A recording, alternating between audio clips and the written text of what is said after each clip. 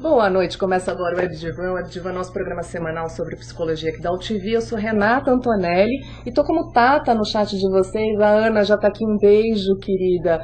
O Neto, Palma, você não estava no programa passado. Eu avisei que era pra você vir, ainda bem que você veio. Ainda bem.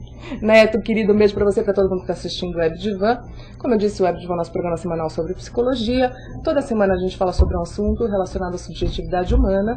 E hoje vamos falar sobre um assunto muito interessante. A Ana já estava aqui me perguntando qual é o assunto de hoje. Falei, Ana, vamos falar sobre casais. Ela falou, tipo brigas, encontros e desencontros, risos. É para você a pergunta, risos. É isso mesmo, tipo brigas, encontros, desencontros. Mas mais do que isso, né? Mais do que encontros, desencontros ou até brigas. Como fazer uma relação afetiva, como ter sucesso numa relação afetiva, como fazer mesmo uma relação, isso é uma construção. Para isso a gente vai conversar hoje com a psicóloga Tatiana Almeida. Tudo bom, Tatiana? Tudo bem. Eu falo Araújo, aí eu falo que eu vou te chamar de Araújo, eu chamo de Almeida, mas ela tem, né, os dois sobrenomes, Tatiana Araújo Almeida. É um pouco mais comprido ainda, né? A Tatiana é do Núcleo Paradigma, de análise do comportamento. Depois eu vou passar o site do Núcleo, né, Tatiana? A Joana indicou, a Joana que veio a semana passada do Núcleo também indicou a Tatiana para falar sobre casais com a gente. A gente fez um tema amplo, né, que nem a gente estava falando, falar sobre casais. O que é falar sobre casais, né? No fundo é falar sobre uma relação como qualquer outra, uma relação afetiva como qualquer outra. O que você entende por uma relação humana, uma relação afetiva? Olha, em primeiro lugar, boa noite, né? Obrigada pelo convite de estar aqui. Bom, em relação à interação, né? Uma interação que envolve sentimento, que envolve dia a dia, principalmente nas relações, né, dos casais, né? E mais amplamente, né, se a gente falar de amizade, né, mas aqui hoje a gente vai focar em casais.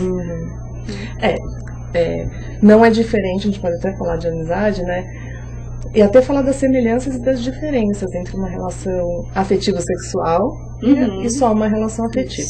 Isso. Começando pelos casais, né, a Ana fala, relacionamento é muitas vezes torturante.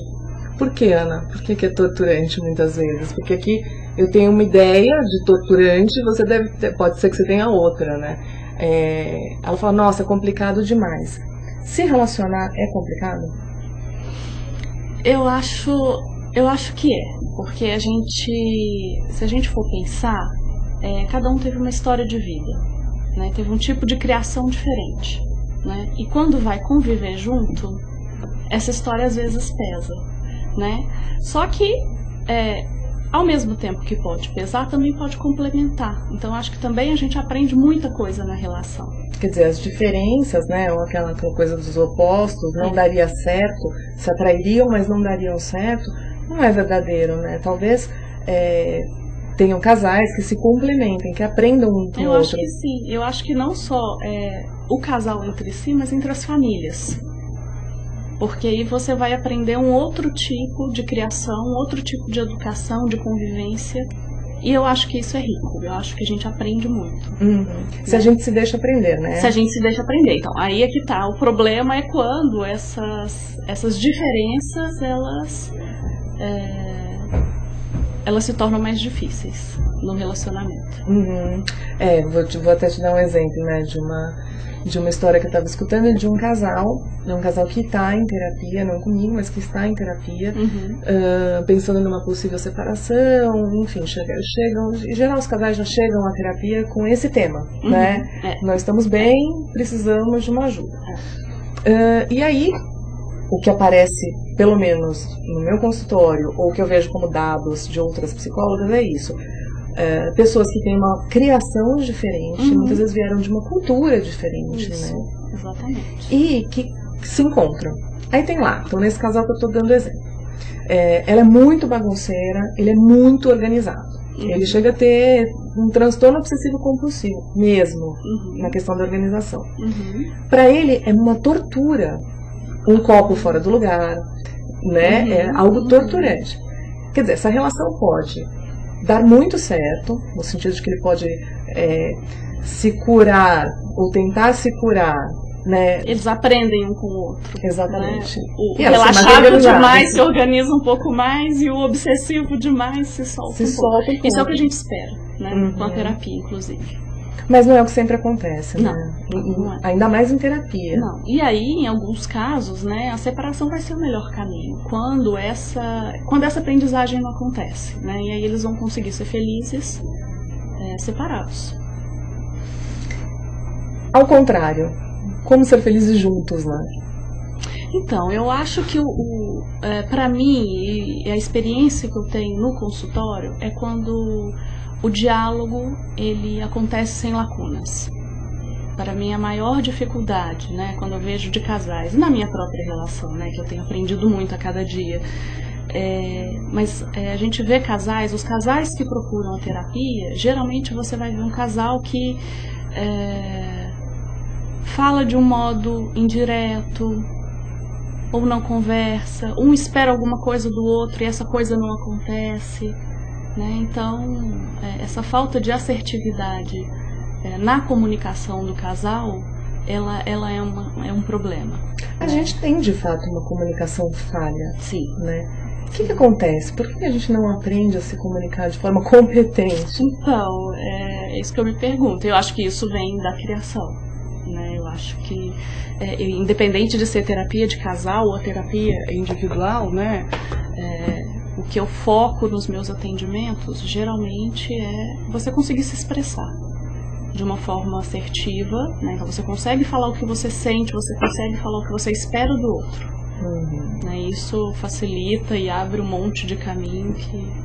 Não sei se você percebe isso em consultório também, né? Quando você fala assim, mas você já falou isso pra ela? Mas você já falou isso? Não, mas eu tinha que falar isso. Mas ela sabe, ele sabe. Então, aí é que tá. Né? E aí começa um monte de briga a partir daí e o desentendimento. O que é se colocar de modo assertivo? Então, é quando você consegue de forma clara dizer o que você sente, o que você pensa, sem ser agressivo, sem atropelar o outro, mas sem engolir sapo. Né? Então, é conseguir mesmo falar o que você sente. E é isso que eu tento, né, e muitos dos meus colegas no Paradigma, a gente tenta ensinar a pessoa conseguir se comunicar. Que é isso que você falou. Você já falou isso pra ela? Ela sabe que você não gosta disso? E a primeira resposta é essa que eu falei, né? Eu sempre escuto, sabe? Ou onde devia saber. Se não sabe, devia saber. Né? Ou eu já falei há anos atrás, eu falo há anos, mas você fala sempre. Ou então tem coisa que não precisa falar, né, Tatiana? Eu falo, precisa. Precisa. Precisa. Pra ter certeza que entendeu, fala, desenha. Porque aí não tem desculpa. A Ana pergunta, fala o seguinte, que às vezes não temos como sair de um emaranhado de sentimentos. Toda união precisa ultrapassar a fase do fogo, que mantém a chama da paixão acesa, e passar para a fase da manutenção, do amor e do relacionamento. Ela fala, sapo é o que mais engulo. Faça isso. Ana, sabe o que pode acontecer com engolir sapo? Fala sintomas, né, Tatiana? Assertividade é tudo na vida. Assim, e é verdade, né, o que ela fala, manutenção do amor e do relacionamento. Primeiro, para manutenção, que nem a gente está falando, depende de um diálogo competente. Isso. Que mais? É uma construção, né? Uma relação, ela é uma construção. Então, o relacionamento, ele passa por mudanças. Como a gente vai mudando no nosso dia a dia, né? Com a idade, com as coisas que a gente faz na vida, o relacionamento também ele vai passando por mudanças. Então, você tem aquela fase inicial, que é de conhecer a pessoa, de mostrar o seu lado melhor, né? Você vai vender o produto, então, né? E vem a fase da paixão, né? Depois, eu acho que não é que piora, pelo contrário, eu acho que você vai criando a intimidade. Né? Essa intimidade ela vai sendo construída, né? E você vai conhecendo mais do outro, então é mais do que a paixão, né? E isso tem um valor, né? Mas é que eu acho que às vezes as pessoas focam muito nessa coisa da paixão, né? E esquece um pouco que tem o companheirismo, a convivência. Na verdade, eu acho que o mais complicado que eu percebo, aí falando de um aspecto social, pelo menos, né, um aspecto social contemporâneo, assim, a dificuldade das pessoas criarem intimidade com o outro. Eu acho que, em parte, a psicologia cresceu muito, né, tomou muito espaço por isso. Porque as pessoas com dificuldade de criar intimidade começaram a procurar os consultórios para aprender a ter uma relação mais íntima. Isso. O que você acha, Tatiana, que pode ter acontecido? Né? Aí é uma pergunta mais ampla, mais social mesmo. Por que a gente hoje tem mais dificuldade de criar intimidade, de ser íntimo de alguém? Ou se você acha que é real isso, que hoje nós temos uma dificuldade maior. Eu acho que sim. Na verdade, eu não sei se é uma dificuldade. Eu acho que a intimidade ela existe de formas diferentes. Eu acho que ao longo da história o contato e a forma de se relacionar, eu acho que ela vai mudando, né? Pensando culturalmente, né? Eu acho que hoje a intimidade, se a gente for pensar, ela vai mudando, inclusive na rede. Né? Se a gente for pensar, né, o quanto as pessoas também se aproximam uma das outras por causa de Facebook, por exemplo, né? Então existe ali um modo diferente de falar de intimidade, né? Possível ter uma relação íntima através de uma rede social, por exemplo? Eu acho que é um começo. Acho que pode ser um começo. Como muitas vezes, né, existia um super preconceito. A gente vê essa coisa de 15 anos pra cá, de internet.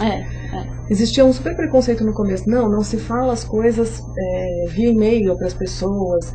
E eu percebo que hoje isso tem sido uma grata surpresa. Quer dizer, eu acho que é um facilitador. É um facilitador. Né? Quem não consegue falar nada, quando consegue falar por e-mail, já é um super passo.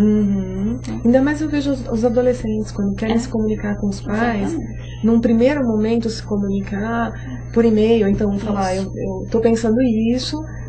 Não abre um caminho. Não estou me isentando de conversar com você. Isso. Até acho importante a gente falar isso, para tirar esse preconceito. Não, por telefone não vale, não, por e-mail não vale, né? Não, eu acho que vale. Lógico. Né? Eu acho que a gente só tem que tomar um cuidado para não ficar muito restrito a um veículo só, né? Como, por exemplo... Eu sou a favor de olho no olho, sempre, né? Mas eu acho que os outros veículos, eles facilitam, e a gente tem que contar com isso. Agora, eu vejo muitas pessoas que, até por dificuldade de se relacionar, olho no olho, acabam optando por conhecer pessoas em sites de relacionamento. Não que isso seja ruim, é que quando só é desta forma, é sinal de alguma coisa que está acontecendo. Quer dizer, esse comportamento aponta para alguma coisa. O quê? Então, eu tenho visto um pouco, né, no consultório, algumas pessoas trazendo essa dificuldade, né? Coincidentemente ou não, tem sido com as pessoas não velhas, mas não são os jovens. Né? Não é o adolescente, então é de 30, 40 para cima, são as pessoas que é isso, você já está no outro momento da vida, né? Então não tem a turminha mais solteira, os amigos já estão casados, com filhos, né? E eu vejo algumas pessoas, mas eu vou ter que sair para balada para conhecer alguém, então às vezes eu prefiro ir, né, para essas, né, eu já vi agência de encontro, tem gente que prefere. Eu percebo isso, mas eu vejo também um aspecto ruim na questão dessa fobia social que vai aumentando. E eu acho que aí é que vem a dificuldade que a gente estava falando né, dessa intimidade no dia de hoje. Né? E, de alguma forma, sites de relacionamento, qualquer tipo de interação que não é olho no olho, alimenta uma fobia, né? Sim, então você tem medo de, se sente envergonhado, tem medo de falar com uma mulher e usa da internet, né? Enfim, num site para se relacionar. Tá bom, ótimo. O problema é assim, só ser assim. E eu vejo muito isso. É uma reclamação muito grande. E as pessoas começam a deixar de fazer outras coisas. Eu deixo de sair para conviver com amigos, eu deixo de sair para conhecer gente. E vira uma bola de neve, né? E vou ficar em casa, vou ficar no computador. E aí chega um ponto que fala, bom, mas eu não gosto de sair, eu não saio. Então a melhor forma é essa mesmo. Quer dizer, vai se adaptando à fobia. Exatamente. E usando, né, como uma grande justificativa para o comportamento. O Diego, querido, um beijo pra você. Daqui quanto tempo, que bom que você entrou. A gente tá falando de casais, relacionamentos, etc. A Ana fala o seguinte: seria menos doloroso se pudéssemos estar alerta de tudo isso, ou parte disso, antes de nos casar. Pra isso que serve o namoro, né? Exatamente. Eu sou muito a favor do namoro, porque eu acho que é a hora que você tem pra conhecer mesmo, né? Eu me assusto às vezes com aqueles relacionamentos relâmpagos, né? Que conheceu num dia e tá casando e, enfim. Não necessariamente não dá certo. Não necessariamente, exatamente. Mas dar certo é uma grande sorte, eu acho. Porque você não sabe onde você tá pisando, você não sabe. Uma coisa é você se adaptar aos defeitos do outro durante um namoro. E falar, bom, isso eu aceito, isso eu converso porque eu não aceito, isso ele muda, isso ele não muda, isso eu mudei, isso eu não mudei, ele topa isso, não topa isso. Tá bom, então vamos fazer um acordo, nós vamos casar, né? Com tudo isso que a gente percebeu. Exatamente. É quase que um contrato, e aí eu acho que é quando começa tudo. E esse contrato depende de uma boa comunicação. Voltando, né? De uma excelente comunicação. Exatamente. Quer dizer, poder colocar, bom, isso eu vou conseguir conviver, isso eu não vou conseguir conviver. E mais do que isso, né? Uma coisa que a gente até conversou no começo. Para você conseguir ter um bom diálogo, uma boa comunicação com um parceiro, quando casal, né? No mínimo, você tem que ser apta para sair daquela relação caso não te agrade o que esteja acontecendo. Exatamente. Então, assim, a possibilidade de uma relação dar certo depende de uma independência muito grande dos dois. Exatamente. Né? Não sei se você concorda com isso. Concordo plenamente. Eu acho que quanto mais independente... tem um livro, acho que você deve conhecer, né, que são 2 livros. A Cura de Schopenhauer e Quando Nietzsche Chorou. São livros que, do meu ponto de vista, né, na minha leitura, é relacionamento puro aquilo. E tem algum momento, eu não vou lembrar exatamente a frase, mas o sentido era assim, que para um casal dar certo, ele tem que estar pronto para separar. Quando eu li, eu falei, não, peraí, como? e aí é isso, é independência. Então, eu tenho vida, eu tenho amigos, eu me cuido e eu vou compartilhar com o outro, eu não vou depender do outro. Então, é desse tipo de dependência. Então, eu acredito muito que o sucesso da relação está por aí. Não é necessariamente independência financeira. Não. Financeira também, acho que tudo. Né? Financeira pode ter ou não, aí vai depender do contrato de cada um, o que cabe na relação de cada um. Porque numa relação pode caber uma dependência financeira, claro, mas uma independência emocional grande. Exatamente. É que as pessoas confundem isso. Né? E a gente tem que tomar um cuidado, Renato, muito grande, para não criar regras que, então, todo relacionamento tem que ser assim.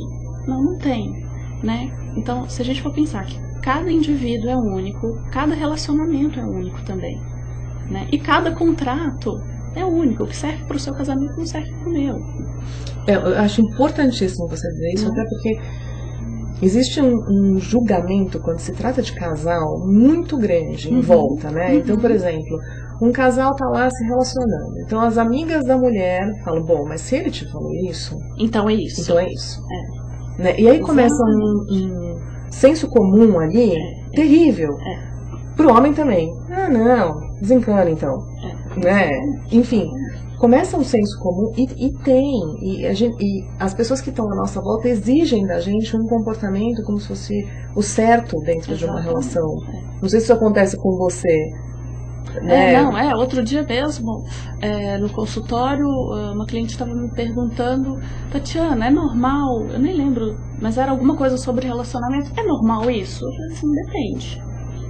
Depende da tua história, no seu relacionamento é normal. Não quero saber de você, não. No meu pode ser, no seu pode não ser. Né? A gente não tem que uniformizar, né, o que é certo e o que é errado. Você acha que isso pode vir também de um manual de autoajuda, de manuais de autoajuda? Eu morro de medo disso. Acho que sim, acho que vem esse... Porque, né, se a gente pensar que o livro um dos 10 livros mais vendidos em 2010 foi Porque os Homens Amam as Mulheres Poderosas, quer dizer, parece que esse tipo de autoajuda faz muito sucesso, né? Que no livro fala, já assim, que o homem gosta disso, gosta daquilo, a mulher, né?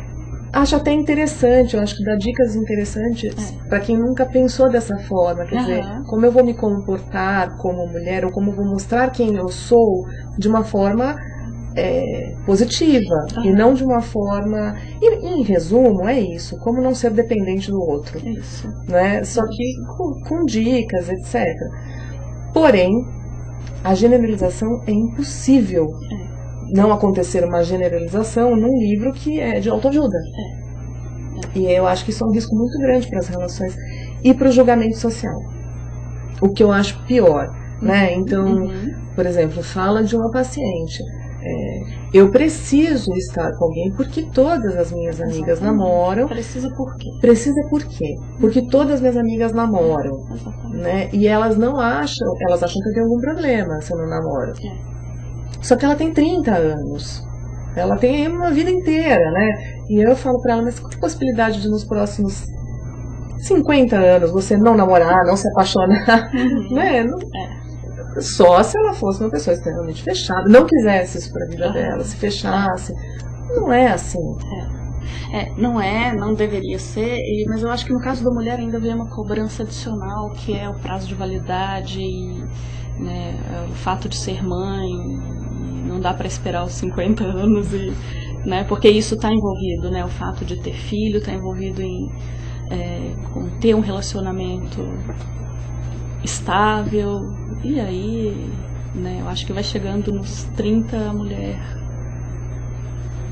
vai desesperando. E vai sendo cobrada também. Eu acho que existe uma cobrança da sociedade muito grande também. Mas os homens também, né? Eu acho que pro homem também, né? Mas eu acho que pro homem, eu acho que um pouquinho mais tarde do que pra mulher. Eu tenho um amigo que vai fazer 40 anos esse ano. Eu acho que é a hora deles Aí, e ele fala sempre assim, né? Ele fala, porque eu falei, eu vou casar com 40 anos. Ele tem uma cobrança muito grande da família pra casar. E aí ele fala, eu falei, não, com 40 anos eu vou casar. E ele tá em São Paulo há 4 anos, fazendo tudo o que ele quer, né? Se divertindo. E agora ele vai voltar pra terra dele. E aí ele tá procurando uma noiva. De fato ele tá procurando uma noiva. Então assim, ele parou de se divertir e tá começando a olhar pra uma mulher que possa ser a futura esposa. Tá entristecendo, né? Tá entristecendo. Vai ter menos pra dividir, né? Mas é aquilo, né? Também a gente não pode dizer que não vai dar certo. Vai que ele encontra. Vai encontrar. Ele é competente. Então tá tudo certo. Ele é competente e sofre uma pressão da família muito grande, né? Então a família inteira tem mulher pra apresentar pra ele. E ele, né, não passa mal nas situações. Então, tomara que você consiga, meu amigo. Boa sorte. Boa sorte. A Ana falou o seguinte, o casamento é como uma gaiola. Vemos os pássaros do lado de fora desesperados para entrar e os do lado de dentro desesperados para sair. É fato isso. Então, eu acho que se você aprende a viver a cada momento da tua vida, né? Então passou, eu acho que passa a fase de curtir, de sair, de namorar, depois vem a fase de casar, depois de ter filho, eu acho que vai mudando. Agora, se você entra numa relação, né, que tem um tipo de contrato que estamos casados, então você não fica mais com ninguém, nem eu fico com mais ninguém, né? Não pode ter traição, né? Se tem esse tipo de contrato, né, não cabe querer viver aquilo que você viveu há anos atrás, quando era solteiro, quando não estava dividindo com alguém, né, uma expectativa, planos, né? Acho que é difícil querer viver o que está na outra fase, né? Não, e assim, é uma coisa humana, né? A gente sempre tem um olhar mais... A gente saboreia mais do que a gente não tem. Como se a fantasia, né? A fantasia é sempre maior que a realidade. Então a gente está sempre olhando para quando o movimento deveria ser o contrário. Valorizar o que se tem. Isso. Né? E se você não está satisfeito ou quer alguma coisa que está fora da gaiola, busque. E eu acho que viver bem cada momento da vida. E eu acho que cada momento da vida ele tem o seu charme. Falando do contrato de fidelidade, né? Papo atual aí, muito discutido. Muitíssimo discutido. Quer dizer, eu sei que a gente não vai generalizar, dizendo é bom, é ruim. A questão é que existe um contrato muito hipócrita de felicidade, de fidelidade hoje, né? Que a grande maioria dos casais se propõe a isso e acha que isso é uma regra importantíssima, porque não pode abrir a relação falando sobre isso. Mas muitos casais vivem outras experiências. E ok, né? Por que você acha que ainda não cabe as relações serem abertas? Porque assim, não cabe, né? Se as pessoas não estão abrindo as relações de fato... Então, aí depende do casal que quer abrir ou não a relação. Né? De novo, a gente tem que ver... Eu conheço casais que se dão muito bem tendo relacionamentos abertos. Então, podemos conhecer outras pessoas e isso não chega a ser uma traição desde que eu saiba o que você está fazendo. Por aí vai. Né? Claro que cada um vai ser diferente. Como tem outros casais que tem um acordo de eu não quero saber o que está acontecendo, ou se acontecer alguma coisa eu não quero saber. E os casais que não, isso não pode no nosso casamento, no nosso contrato isso não é válido, então... Que a grande maioria, foi isso que eu falei, a grande maioria diz que isso não é válido, mas também muita gente que diz que isso não é válido pratica. Sim. Por isso eu fico pensando, por que a gente não está preparado para assumir o que a gente faz? Por que o outro não está preparado para olhar o que é verdadeiro ali? Porque, vamos lá, né? Não sei se você acredita no inconsciente, mas acredito que sim. Como assim, né? Eu faço algo que você não sabe, a gente tem uma relação de intimidade, e você não vai saber? Você não vai perceber nenhuma mudança, nada. Até que ponto não vai ter uma cobrança, né? Então eu acho que a história do contrato ela tem que ser muito bem feita e tem que estar muito clara para o casal, né? Porque não dá para querer ser moderninho demais e depois não segurar a onda. Isso que eu acho que é um problema, né? Então cada um tem que dar o passo do tamanho que dá conta, cada casal dá o passo do tamanho que dá conta, porque senão vira cobrança. Então você faz, então também vou fazer, e aí vira um jogo, e aí quando começa a jogar deixa de ser uma relação. Né? E aí começa a virar cada um por si e deixa de ser um relacionamento. Agora é bem difícil lidar com a questão dos ciúmes, né, dentro da relação. Eu vejo que tem casais com relação aberta que mais do que ciúmes já estão trabalhados em relação a isso. A questão começa a virar inveja. Então, por que ela consegue mais do que eu? Por que eu consigo mais, né? Por que ele consegue mais do que eu? Vira uma competição. Vira uma competição. Eu, pessoalmente, nunca vi um casal que tivesse uma relação positiva em relação a isso, que não fosse mais competitiva. Entendeu? Então, por exemplo, a minha mulher está saindo com uma pessoa. E eu sei, eu quero achar uma mulher, que só assim eu vou me sentir bem. Ok, os homens são competitivos mesmo, é do masculino. Mas, né, por que uma competição? porque precisa ser uma competição. Então aí eu acho que o combinado do casal não tá certo. Quando chega nesse ponto, é porque tem alguma coisa ali que não ficou clara para o casal. Como que? Então, eu tô falando um pouco desse diálogo, né? Então, se é permitido você sair, então eu quero sair também porque eu não quero ficar por baixo, ou também só vou ficar feliz porque se eu sair também, a gente está falando de uma competição. Competição não cabe na relação. Né? Então, será que esse combinado existe? Existe irmãos, muito, pais e filhos, entre mas então, casal. será que então essa seria a melhor forma para esse casal se relacionar? Se o casal é competitivo, né? Se é competitivo, né?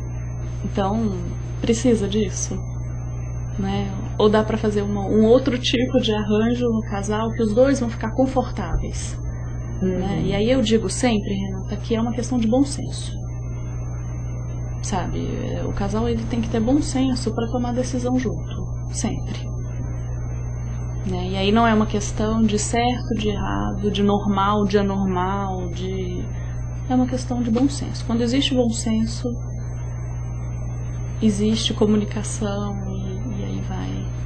O duro é contar com bom senso, né? Mas é isso que a gente espera ensinar. Mas é isso que a gente também, espera ensinar. A Ana pergunta o seguinte, mulher perdoa mais que homem? Por quê? Acho que não tem regra, não. Acho que depende de... Eu acho que existe, né? Acho que existiu, acho que hoje já está muito diferente, né? Aquela coisa social que o homem pode, o homem, né? A mulher tem que se submeter mais. Acho que isso já está muito diferente hoje, né? Nossa, é bem diferente. Essa semana, Ana, eu escutei uma história em relação a isso, de um homem que ele descobriu que a mulher estava traindo, ela não contou pra ele, ele descobriu. E descobriu por muitas mentiras, e foi atrás, e achou a mulher ali no prédio em que ela ia sempre visitar o amante, enfim. Conversou com ela, se separou primeiro daquela briga e tal, se separaram, aí depois eles conversaram. Ela pediu perdão, falou, não é isso que eu quero, eu tava me sentindo sozinha, nananana. Bom, o casal voltou. Ele continuou desconfiado. E aí passou meses, né, seguindo mesmo e seguindo virtualmente. Então olhava e-mail, olhava Face, terrível. E vira uma neurose muito detetive. grande. Brincar de detetive, assim, ele dava a vida pra fazer isso, né? Dava tempo na vida dele pra fazer isso. Então, assim, não confia, não pode estar junto. Ou abre a relação, tá bom, então você quer fazer outra coisa, mas enfim, não foi o que aconteceu. De novo, descobriu. E aí pior, né? Porque eles tinham voltado, reatado, feito um acordo de fidelidade novamente, e ela quebra o acordo. Ficou destruído, mal, muito triste, muito deprimido. Se separou. Não tá voltando? Com o mesmo acordo de fidelidade? Exatamente, né? Só que o que quebrou foi lá atrás, foi a confiança. Foi a confiança. Né? E uma vez quebrado, e eu acho que o que a gente tem no consultório muito, quando o casal procura terapia, é isso, ou aconteceu alguma traição, né? E como é que eu consigo conviver com essa pessoa? Como é que eu consigo confiar de novo? Né? E às vezes não dá pra colar os caquinhos, não. A Ana fala isso. Ana, você e a Tatiana, vocês estão numa sincronicidade. E você pergunta, ela responde sem eu perguntar o que você perguntou. Eu não tô vendo. Não, programa de psicologia, né? Sincronicidade entre entrevistada e internauta. Sensacional. A Ana falou assim, na minha opinião, vaso quebrado é difícil de consertar. Às vezes é. Cola-se mais, fica trincado. Fica. Aí depende do quanto o casal consegue conviver com a rachadura. Né? Porque o sinalzinho fica. Alguns vão aprender a conviver com aquilo. Né? Porque voltar a ser como era antes não volta. Né? Alguns não conseguem e outros conseguem conviver, mas sabendo daquilo. Né? Aquela marca fica, aquela história tem que ficar, é importante que fique. É histórias. Todas as histórias que você passa junto com uma pessoa, uma amizade, por exemplo, né? Quantas coisas a gente passa junto com aquela pessoa. História. Ontem, minha melhor amiga estava lembrando de uma história trágica que aconteceu com a gente, mas assim, há uns 6 anos atrás, e aí eu olhei para ela e falei assim, meu Deus, como ela lembra disso. Eu pensei, claro, eu também lembro, eu só não estava acessando essa memória. É nossa história, tá na nossa história. Isso é uma marca. A história era trágica, mas era engraçado, foi engraçado que aconteceu, mas assim, é uma marca. É como uma cicatriz, né? Ela fica, ela é importante. A cicatriz, as rugas. Às vezes ela deixa de doer, é como uma cicatriz, né? Você vai lá, faz um corte. O corte sangra, dói, arde. Você fica lá pondo curativo, pondo remédio. Até que aquele corte vai fechando, até o dia que você esquece que você tem aquela cicatriz. Você esquece. Mas se você olhar, você lembra. Não tem jeito. Aí você lembra da cicatriz, você lembra como aconteceu aquilo, você lembra até da dor que você sentiu. Com os anos vai passando, né? Você vai esquecendo a dor, mas você não esquece o evento. Isso. No caso do casal, eu acho que quando acontece algum evento, né, que marca, né, eu acho que também é muito bom para o casal que consegue superar. Porque ele vai olhar para essa marca e vai falar assim, a gente superou, a gente conseguiu. E isso fortalece. Né? Então acho que... Conheço um casal assim, que depois de uma traição ficou bem fortalecido. Fortalece também. Mas, né? Mas faz o que? Uns 5 anos. Ela não consegue confiar totalmente.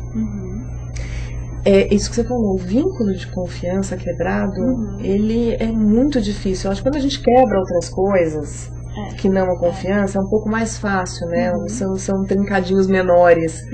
Mas confiança é uma coisa muito, muito difícil, né? Sim, é difícil uma amizade continuar se você quebra a confiança do seu amigo, é difícil qualquer relação. Mas eu acredito muito na mudança. Né? Eu acho que de amadurecimento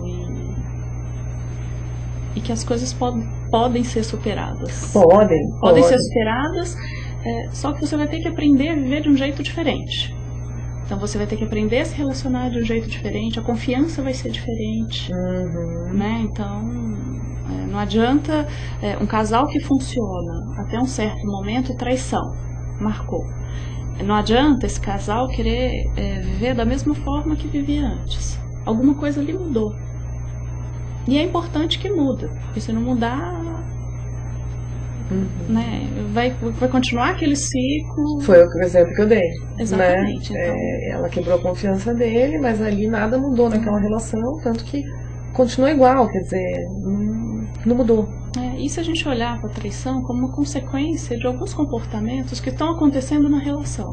Então aconteceu a relação, vamos olhar para o que estava acontecendo para chegar nesse ponto de ter uma traição que não estava prevista nesse relacionamento.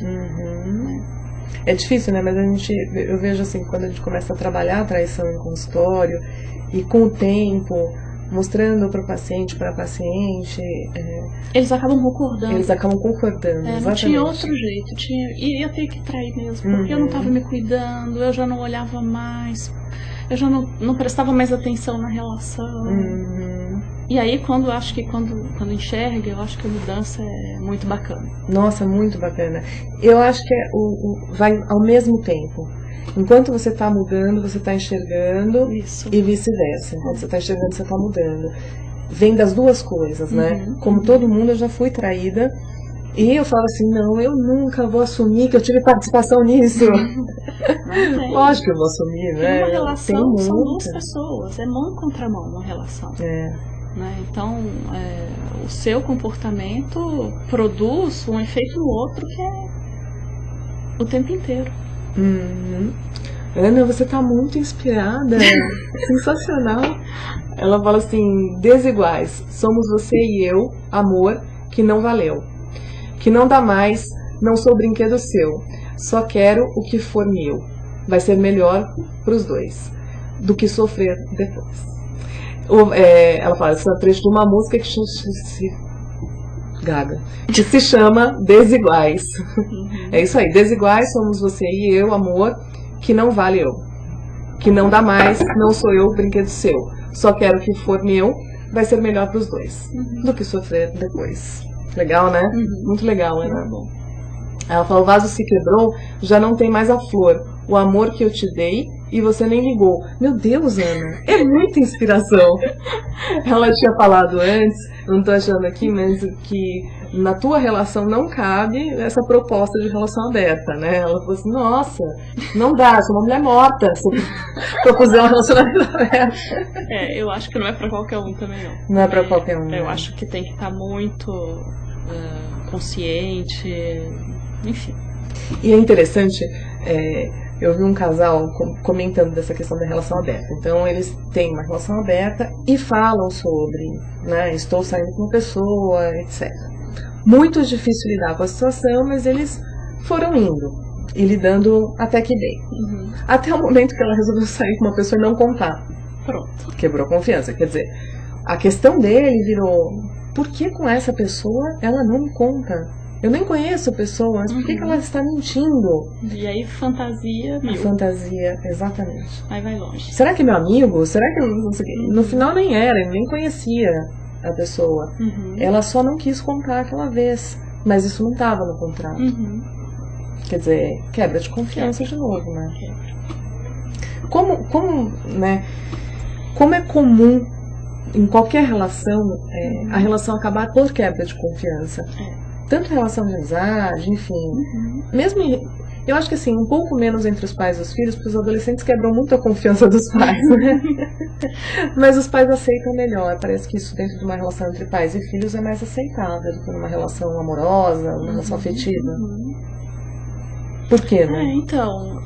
Na família, eu já acho que, quebrando, né? Eu acho que a família aceita muita coisa. Né? Você pode brigar com o pai, brigar com a mãe, mas eles estão ali, pai vai ser sempre pai, mãe vai ser sempre mãe, né? Então mesmo que quebre ali, existe um laço que permanece. Você não acha que muitas vezes é isso que se espera de uma relação? Então assim, se este homem gosta de mim, ele vai me aceitar do jeito que eu sou? Eu acho isso muito perigoso, né? Porque aí é como se eu posso fazer o que eu quiser com a outra pessoa, que se ele me ama, ele tem que aceitar tudo. Mas entre pais e filhos é quase assim, muitas vezes. E a gente tem no consultório muito problema por causa disso, né? Mas eu acho que tem limite, as pessoas têm limite, o quanto eu suporto do outro. Né? E se você, aquela história de quando eu tô nervoso eu vou descontar em quem tá perto. Sabe, não precisa ser, quem tá perto é a pessoa que você tem que cuidar mais. Né? E muitas vezes, num casal, tô casada mesmo, a gente tá junto, ele tem que segurar pepino, então não cuida, para de cuidar. Né? E casamento, namoro, qualquer tipo de relação, tem que ser cuidado, é dia a dia. Eu vejo muito como característica do masculino. E aí estou generalizando como junguiana, tá? Característica do masculino essa questão, vou falar um pouco mais simples, né? Essa questão do provocar. Então, muitas vezes o que a mulher entende como uma falta de cuidado é uma atenção negativa que o homem está dando. Como? Brigando. Os homens adoram brigar entre eles, né? Xingar um homem do outro, isso é sinal de carinho. Só que a gente não entende isso como carinho, não. Não mesmo. Por isso que demora até, né? Pro homem se adaptar, pro masculino se adaptar ao feminino, o feminino ao masculino. Assim, tô dando um exemplo, né? O homem não entende também, a gente carente por nada, né? Não aconteceu nada, a gente resolve ficar carente e triste. TPM, imagina que TPM. TPM é uma justificativa. O pior é quando você não está de TPM, né? Que ele pergunta assim, querida, você tá de TPM? E você pensa, não tô de TPM. Pior é que eu não tô. Pior é que eu não tô e tô histérica. Porque é próprio, né, do feminino, ter mais oscilações de humor, seja por uma questão biológica, psicológica, também nem interessa de fato de onde vem. A questão é que vem, né, vem o impulso, como pro homem também, a TPM do homem é chegar em casa e não querer falar com você. Sim, né? Ele oscila também de humor. E eu acho que é uma grande habilidade numa relação é você entender os pontos que são do masculino mesmo, que são próprios do masculino. Não ficar esperando do outro que ele tenha atitudes parecidas com a sua. Exatamente. Você não tá com uma mulher, você é mulher. Você não casou com uma mulher, então não dá pra esperar o comportamento típico feminino. E vice-versa, né? Eu tô lembrando de um exemplo que é a mulher que sai com o marido pra ir no shopping, tá doida pra ganhar uma bolsa, passa numa vitrine e fala que bolsa linda, esperando ganhar a bolsa. E ele olha, linda, tá bonita. E ela vai ficar brava depois, porque ele não deu a bolsa pra ela. Eu já dei esse exemplo no programa que eu acho fantástico, não da bolsa, do café, que assim, é a mesma coisa. Tem um casal viajando e aí o marido tá dirigindo, a mulher tá do lado e ela fala pra ele assim, não, pior, é bem típico da mulher, você não tá com vontade de tomar um café? Aí ele fala assim, não, e continua dirigindo. Aí depois de meia hora ele tenta falar alguma coisa com ela, não responde. Aí ele pergunta pra ela, o que tá acontecendo, né? Você tá brava. Você é egoísta, você não presta atenção nas coisas, porque eu te pedi pra tomar um café. Ele falou, não, você não me pediu pra tomar um café. Você perguntou se eu queria tomar um café. Por que você queria? Eu falei, como assim você não entende que eu queria? Então, isso não é assertividade. Isso não é que comunicação. A gente estava falando lá no começo, a comunicação, a assertividade. Uhum. Porque é difícil. Quer o café? Peça o café. Quer a bolsa? Peça a bolsa. Eu quero parar para tomar um café. E tirar aquela ideia da cabeça de... Então ele deveria saber que eu quero a bolsa de presente. Não deveria nada. E por que né... eu acho que tem por trás isso. A mulher acha que é muito mais prazeroso quando ela não precisa pedir. Então, se por um lado os homens pedem as coisas que eles querem, né? Não sei, viu, Renata? Não sei se... Acho que talvez seja do masculino um pouco mais de praticidade, mas eu acho que o homem também tem a aprender com a comunicação. Muito? Né? Senão fica parecendo a mulher... Não, eu acho que a mulher tem uma forma diferente de se comunicar do homem, né? Foi o que eu falei, o homem muitas vezes te dá uma patada por carinho. É uma forma diferente de comunicação. Porém, não é a melhor forma de comunicação, né? Não tá certo. Você não precisa falar através de uma atenção negativa, você não precisa ter atenção negativa, você pode ter uma atenção que não seja negativa.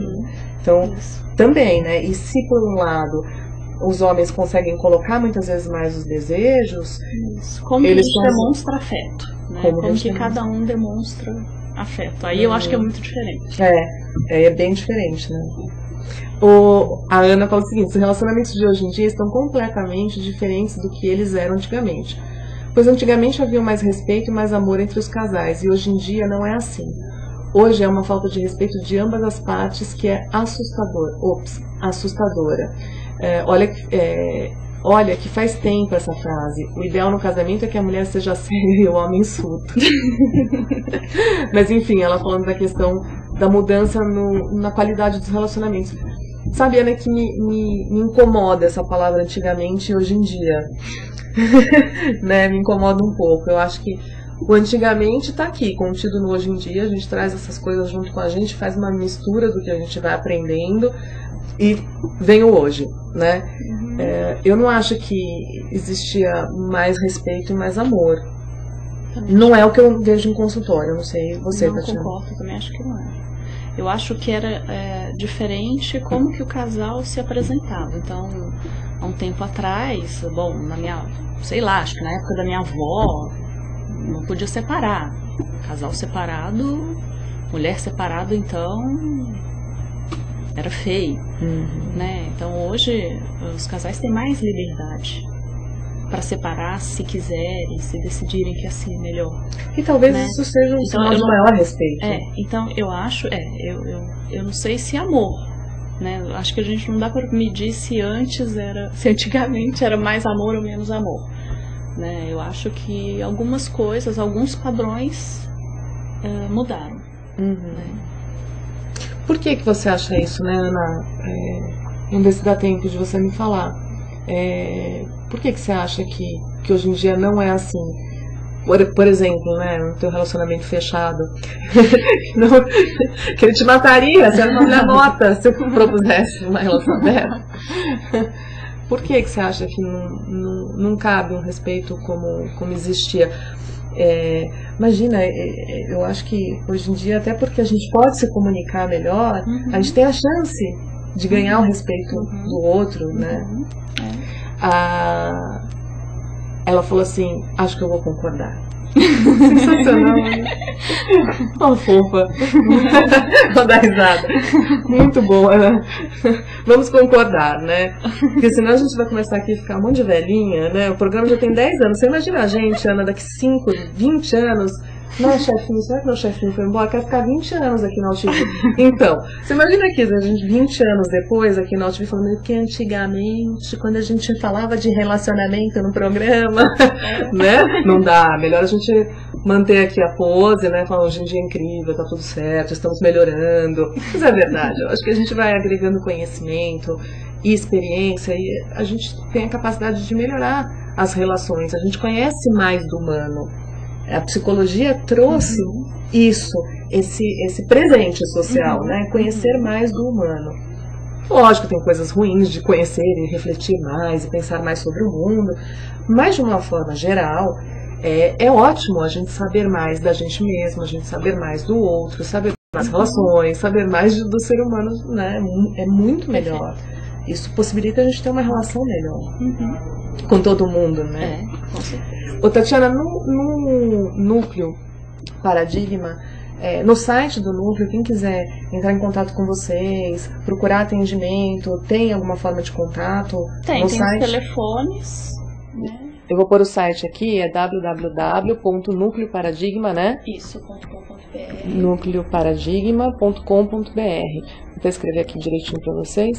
nucleoparadigma.com.br. Vocês atendem casais? Atendemos. Também. Entre outras coisas, casais. Casais, né?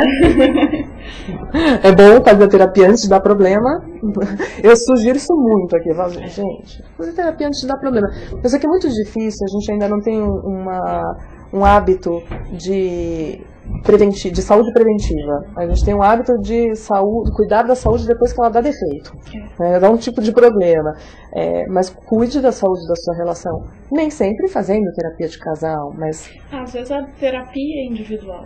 A terapia individual ajuda muito. E não é para todo casal que a gente indica terapia de casal. Acho que tem que estar pronto para esse diálogo na frente de uma terceira pessoa mediando. Às vezes a terapia individual resolve algumas coisas, então vai depender de cada caso. Com certeza. Então, entre no www.nucleoparadigma.com.br. Eu vou anotar direitinho para vocês. Tatiana, adorei o programa. Obrigada pela sua participação. Espero que vocês voltem muitas vezes no Núcleo, que você volte muitas vezes. Vamos falar de casais novamente. Obrigada, Tatiana. Eu que agradeço. Gente, muito obrigada. Queria agradecer a Karina Tuyama, by Cambré. Vou pôr o look para vocês no Twitter e no Instagram, _Antonelli com 2 L's i. Daqui a pouco tem o... Tô bem gaga hoje. Daqui a pouco tem o look para vocês. Karina, querida, um beijo para você. Obrigada pelos looks que você manda aqui pro Web Divan. E para vocês todos que assistiram o programa, muito obrigada pela participação. O Web Divan volta sexta-feira que vem às 21 horas. Beijos.